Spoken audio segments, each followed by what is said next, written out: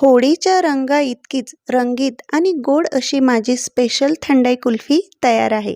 त्यासाठी मखाना, बदाम, काजू, पिस्ता, थोडी बडीशेप, इलायची, काळी मिरे आणि स्वीटनेससाठी खजूर घेऊन यात 1 कप दूध टाकून व्यवस्थित मिक्स केलं आणि 15 मिनटं झाकून साईडला ठेवलं. लगेच गॅसवर कढई ठेवून त्यात घोटभर पाणी आणि अर्धा लिटर दूध टाकून घेतलं. मग काय गोड पदार्थ आहे तर केशरही टाकून चांगली एक उकड काढून घेतली.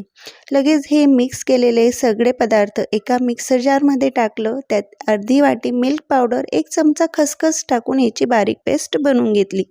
आता उकळत्या दुधामध्ये ही सर्व पेस्ट टाकून चांगली मिक्स केली.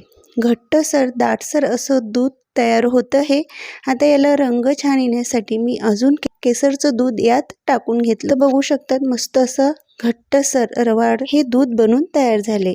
गॅस बंद केला आणि थंड झाल्यावर कुल्फी मोल्डमध्ये हे सर्व भरून घेतले. आता 7 ते 8 तास आपल्याला फ्रीझरमध्ये सेट व्हायला ठेवायचं आहे.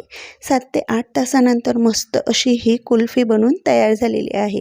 हातावर अशा प्रकारे मस्त गरागर फिरून ही कुल्फी मोल्डमधून अशा प्रकारे काढून घ्यायची आहे. तर बघू शकतात अगदी दाणेदार मलाईदार अशी ही थंडाई कुल्फी बनून तयार झालेली आहे. तर छान होळीच्या धमाल रंगानंतर ही कुल्फी देणार गारवा आणि गोडवा दोन्हीही. बरं, नेक्स्ट कुठल्या फ्लेवरची कुल्फी किंवा आईस्क्रीम खायला आवडेल कमेंट करून नक्कीच सांगा.